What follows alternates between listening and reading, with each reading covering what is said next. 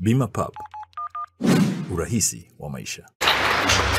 Nimesikia faraja kwa sababu sisi kama vijana, sisi kama maafisa usafirishaji tunakwenda kuacha tabia ya kutumika ovyo.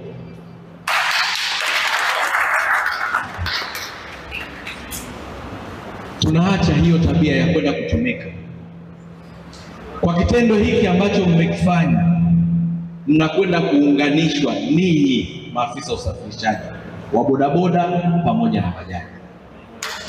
Kwa hiki kitendo ambacho mmekwenda kufanya, mnaachana na masuala ya matusi na makundi ya watu ambayo wanatukana watu wengine.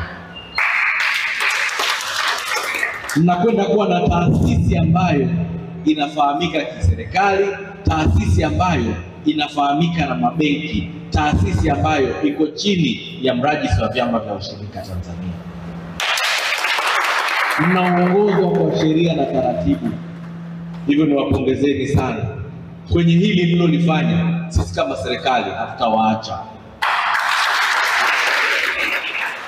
Na kwa nini tunasema hatuwezi kuacha?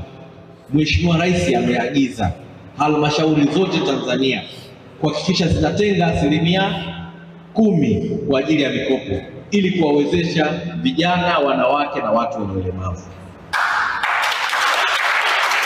Halmashauri yenu ya jiji la Dar es Salaam hivi tunavyozungumza inayo bilioni 17 ambazo ziko kwenye mzunguko. Mwaka huu ndani ya kipindi hiki cha mwezi wa 4 tunakwenda kutoa kiwango cha shilingi bilioni 15.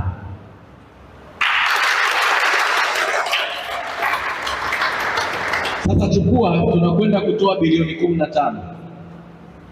Fedha ambazo ziko kwenye mzunguko bilioni 17. Bilioni 17 jumlisha bilioni 15, bilioni ngapi? 32. Mwaka huu wa bajeti 24-25 tumetenga kiwango cha bilioni 11. Ukijumlisha hapo ngapi? 43 bilioni. 25-26 bajeti ambayo waheshimiwa wabunge wataenda Dodoma sasa. Halmashauri yetu imetengewa zaidi ya bilioni 140 tunaenda kukusanya. Tunakwenda kutenga fedha hizi za mikopo ya 10%, sio chini ya bilioni 13. Jumlisha pale unapata ngapi? Zaidi ya bilioni 56. Hiyo bilioni 56 unapataje? Mkopo unaupataje wewe kijana mwenzangu? Utaupata utakapokwenda kwenye ushirika kwa urahisi zaidi. Tunashukuru sana ndugu mwanahabari. Kwa majina naitwa Hamisi Rajabu Miri, ni afisa usafirishaji wa bodaboda na bajaji. Ujio wa SACCOS yetu hii kwa kweli itakuwa ni mkombozi, kwa sababu tulipotoka, tulipo na tunapoenda mabadiliko lazima yatakuwepo. Kwa hiyo mimi kwa moyo wa dhati niwashukuru sana viongozi wangu ambao wamesimamia zoezi hili tangu awali mpaka leo tunakabidhiwa cheti cha usajili wa SACCOS yetu. Sana kimsingi ni kwamba kama viongozi ambao tumepewa ridhaa ya kuongoza hii SACCOS kama mwenyekiti wa SACCOS, lakini pia mwenyekiti wa bodi ya Maupida SACCOS Limited, tuna mambo ambayo tunakwenda kuyafanya kwa ajili ya watu wetu. Moja ni kwamba ni kundi ambalo lilikosa kuaminika kwa muda mrefu kwenye taasisi za kifedha.